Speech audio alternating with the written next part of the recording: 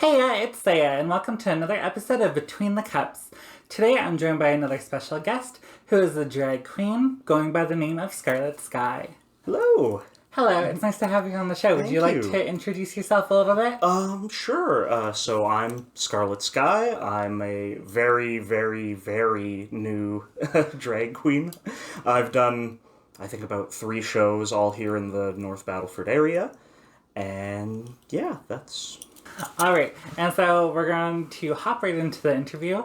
And so, Skarlett, my dear, what does pride mean to you? And what is it to you?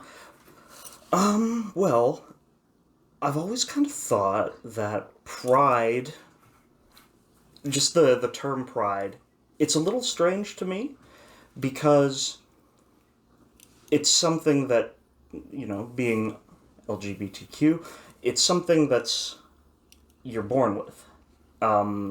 So I don't know if pride is necessarily the right word because no one has chosen this. It's not something that you have to work out. Why should we have to feel proud of it? And I think, and I don't know the exact word, but I think maybe more of like a,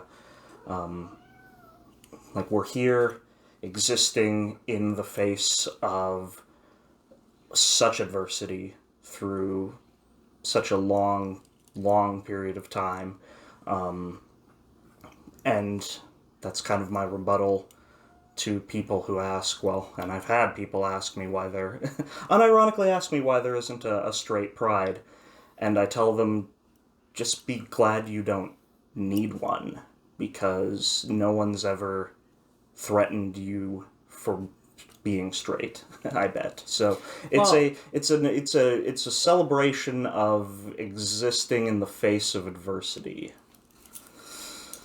That's kind of the newer way of putting it. Originally, pride itself was a complete and total protest for those of us who are in the LGBTQ plus community to come together and just be able to live as ourselves. Because back before Pride started, we had to hang out in like underground bars and things like that, and the police would come and raid those bars, and they would commit atrocious acts to those of us in the community, and we had to live very closeted, very closed, very, very out of the public eye, kind of. And I think now you're seeing kind of a generational shift where there are so many young people that haven't had to live through any of that, and so they just kind of see Pride as sort of this big kind of celebration without really knowing any of the history behind it, the struggles and the kind of strife that went on. And we're, so it's good that we have, videos like this to help. Because remember, everybody, Google is free. Yes, it is. But you have to actually sit down and use it. That's the problem. It can't just beam things into your head. You have to put the effort into learning yourself. And so, by your own definition, then, I take it you don't. Do you usually partake in any Pride events or as? Because I know we do the drag shows together. I hadn't, honestly, until we started to have the Pride events here in North Battleford. I just never really... Well, I wasn't out for a long period of time, and then even after I was, kind of kept things, on the down low, so to say. I was out, but I was never really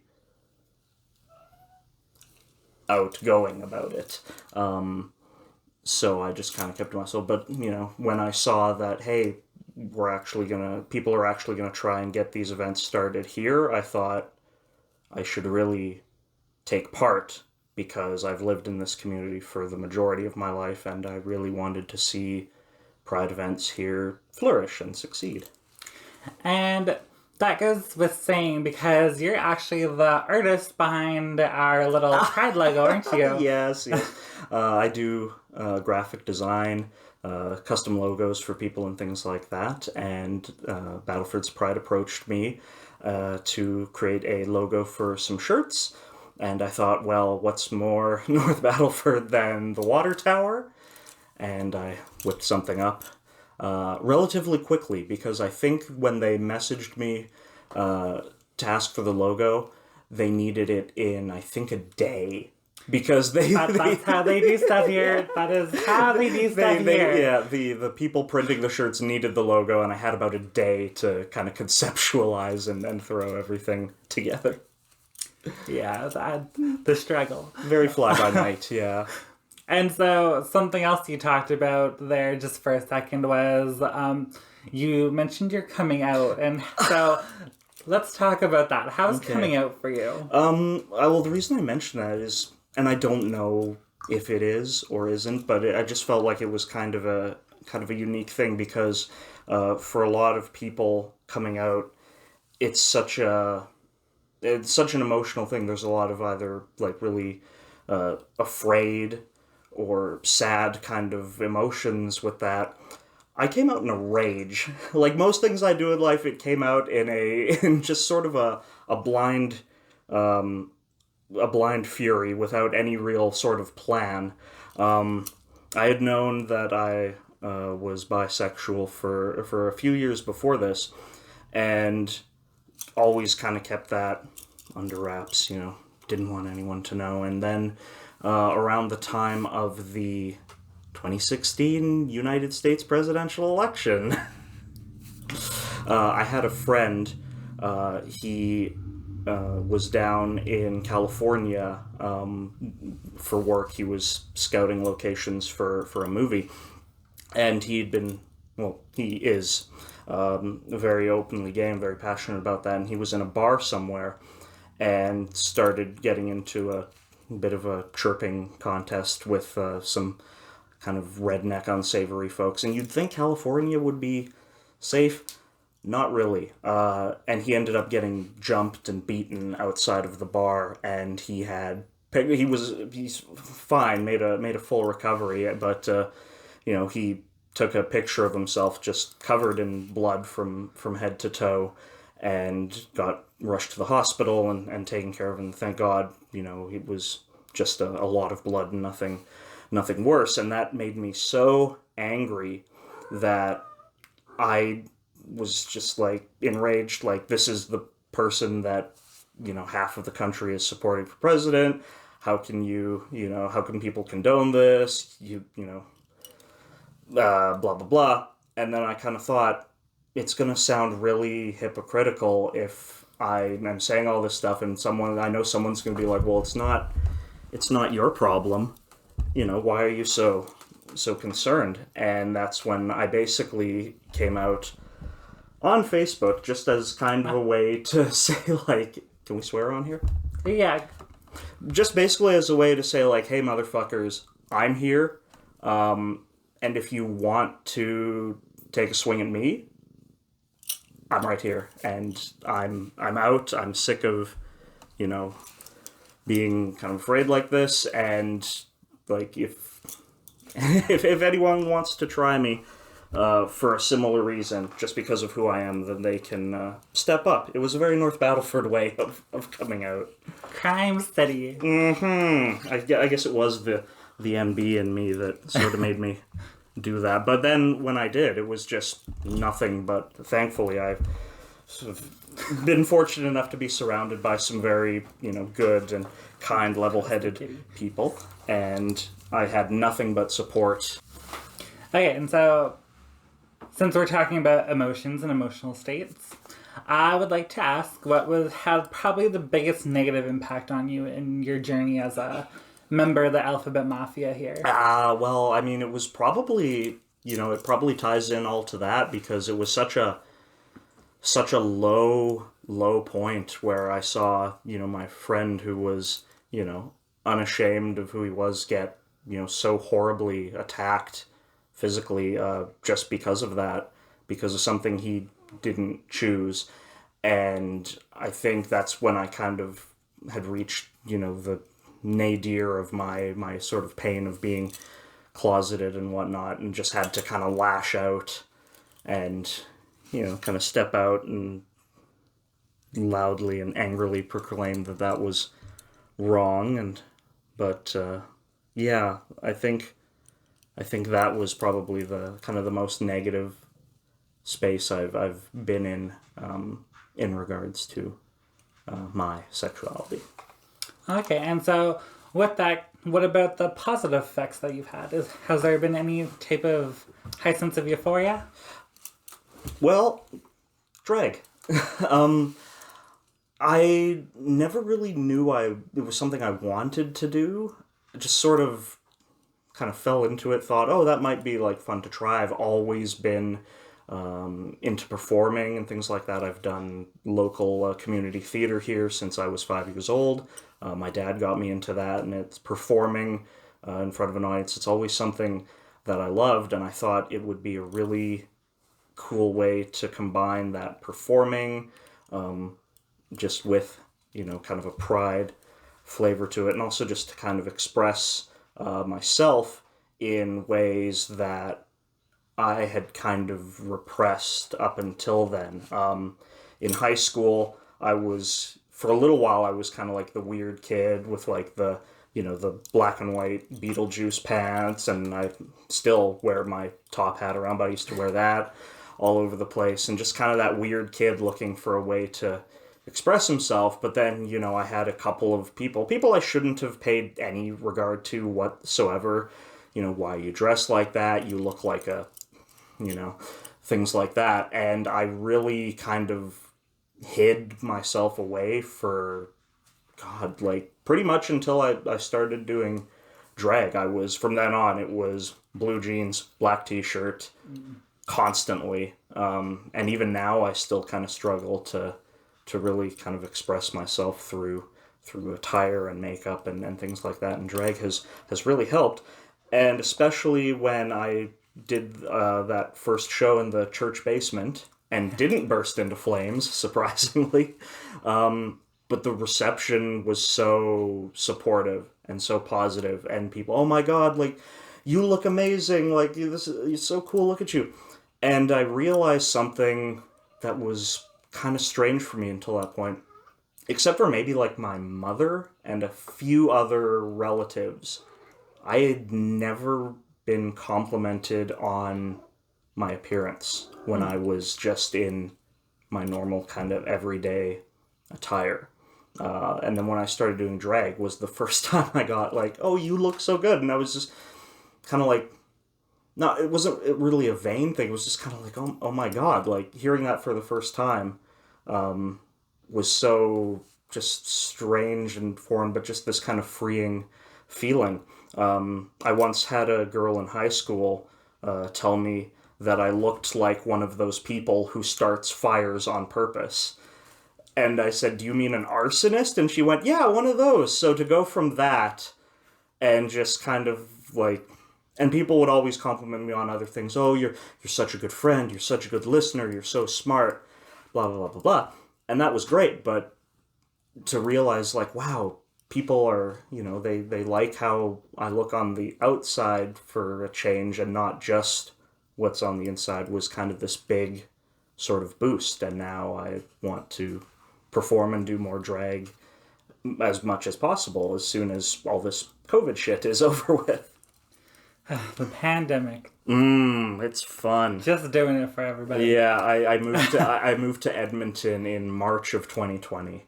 Right before everything shut down. I thought, oh, because I had a friend who needed a roommate, and I packed up everything and I moved there. Oh, I'm gonna get a job right off the bat, and I'm gonna try out for some amateur drag stuff, and I'm gonna get back into acting, and I'm gonna do all these things. And COVID went, fuck you, Skarlett. You're not doing any of that. You're gonna sit in an apartment for a year. And so, with that, I know being a drag queen, being bisexual, being cis, being male, that's a lot of labels there. Are there any labels that you specifically identify with or that you choose to use? Here's the thing. I always, and it's only now that I'm kind of coming to, well, really kind of giving it some thought. When I came out, I came out as bi, but just in the past, like, year or so, I've kind of given it more thought, and it's like I'm kind of more leaning towards pansexual, because that term bisexuality it doesn't mean it outright, but it kind of implies that that there are two genders, and that's something that I've kind of grown to not believe. That's the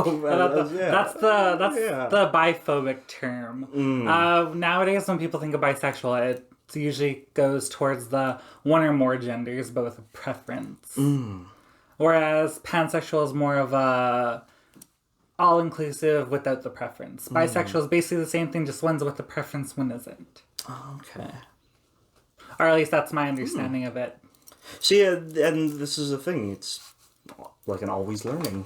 you're always learning these sorts of things. So yeah, but I wouldn't say that I have one strong preference or another, because that's the thing. People always want to grill you when you tell them you're bi. Well, you must like one more. No, really, no, I not particularly. Well, you must, guys or girls, whatever. And I was trying to tell someone, well, it's like food. Some days I'm in the mood for pizza. Some days I'm in the mood for dick. And it's just one of those things. But, people always want to know that you got to quantify it to them. And then worse than that is if you end up in a serious relationship with someone. Oh, well, you finally figured it out. You weren't bisexual. It just you were gay, or you were actually straight. It took you a while to figure out. It's like, no, I'm still bi. I mean, this relationship could end, and I could see someone else. And I think that's a lot of problems, especially with being the title of bisexual or pansexual. They have so much stigma with them that when you do get into a partnership with someone, then people use it as a full-on excuse to invalidate the... Yeah, I knew it. Yeah, it's like, no, you didn't, but... Yeah, I know. One of my friends online as well, his family is not very open to the idea. So when he had a girlfriend, they were like, "Oh, gotcha." Yeah. And it's just an easy way for people to invalidate your own self-identity. No, I've been very, very lucky to have family members that are extremely open and understanding. Their only concern was with the nature of my coming out that I might come to regret that later, because it was done in such a hasty, public, just plastered it all over Facebook. I'm bi. If you have a problem, come take a swing, kind of a thing. The only thing my dad asked me is like, okay, do you, about a day later asked, do you regret doing it? And I said no, and we hugged, and that was that. And so with that, what do you think about people who reject labels but are still part of the LGBTQ plus community? I think that's fine. As long as, you understand. People are always going to try to label you. Everyone wants everyone else to kind of fit into all of these neat little boxes. And now, even now that we, have accepted that there are way many more boxes, everyone still kind of wants to label you. And not just with sexuality, with everything. With something like drag, I've always kind of been a more reserved person and into black and heavy metal and things like that, but because I'm a drag queen, people want to kind of lump me into the Lady Gaga, Yas Queen, bubblegum blonde kind of look, because they're so used to seeing through media and through other things, they're so used to seeing queens like that a lot of them think, oh, that's what they should be. And then, I get up there and sing, a rock song, and they just kind of look and they're like, oh, that's different. Good for you. But, it's just, that's who I am. That's how I express myself. And, so. And so, with drag and just with your own journey, what has your struggle been with your own self-love? I think, just kind of having to put just the fear of rejection. Like, if I do this drag thing, are people going to think I'm some kind of freak, or, that I'm doing this for, to get my, weird kicks and things like that. Like, just having the confidence in myself to kind of put myself out there was a real sort of kind of thing I had to come to grips with. When I was in Calgary, I went to a couple of shows, and I thought, like, oh, it looks like so wonderful to be up there and performing, and it looks like so much fun. And I would go after the show and say, like, oh, like, what, like, if I wanted to do something like this, like, what kind of tips, like, what can I do, blah, blah, blah, and they would say, oh, just, there's a million tutorials on YouTube, like, go look it up, like, go find this, that, and just do it. And I was just like, well, no, I need, like, I don't know, in my head I thought I needed, like, this perfect numbered, ordered list of things that I had to do, and just kind of that, I guess they call it, like, analysis paralysis, where you spend so much time thinking and overthinking something that you never do it. And I think what they were trying to tell me is you just need to kind of do it and not worry so much if it's not polished, or, if you don't look like the people who've been doing this for years and, are getting paid for it. Yeah. You just kind of have to take the initial sort of plunge. And now here I am. Still don't know how to do makeup, but it's all I just throw shit on my face and have fun with it. And so would you say, since starting drag and exploring that front and yourself more, would you say that's helped with your sense of self-love, or? I absolutely would, yeah. It's definitely kind of helped me find a bit more, confidence. Like, I always, when I was acting on stage, so you kind of you had a script, and it was something that you learned and you had it down, and I was always, very confident in doing that. But, things that were a lot more kind of off the cuff and out there, was kind of like, there's always that voice that never really goes away. It's always kind of there. It just gets quieter. Oh, what if I fuck it up? What if this goes wrong? I don't want to, just kind of that fear. I don't want to. But I think doing drag, even for, only 3 shows, and just kind of going out there, has really helped. And I think doing it in your hometown really helps, because that's probably the scariest place I could have picked to do this. Like, if I'd have, waited until I was in Edmonton, where I am now, to start, it's just a bunch of strangers. Who gives a shit? I'm never going to see these people again. But, like, here in North Balfour, it's like, you look out in the crowd, it's like, oh yeah, my mom teaches with her, and like my dad knows him from this and that, and okay, great. But, to have that kind of support from those people is just so wonderful and freeing, and just kind of fills you with that self-confidence. If you can make it in your hometown, you can make it anywhere, because those are the people that'll judge you the hardest. Because those are the people that know you the best. Yeah. And so, with that, I think we touched on every topic we like to touch on here. So, I'm going to thank you for joining me today, Skarlett. Thank you for having a cup with me. I had a very lovely time. And is there anything you would like to finish with or say before we go here? I mean, Not really. I can always just plug my socials like a whore if... Well, you go ahead. All right. I'm currently on Instagram. You can find me at PK_Halford, HALFORD. I'm also on Redbubble, which is a custom graphic design website. That's where I sell patterns on shirts, all kinds of other merchandise. And you could buy a shirt and help a girl out. It's the same name, PK Halford.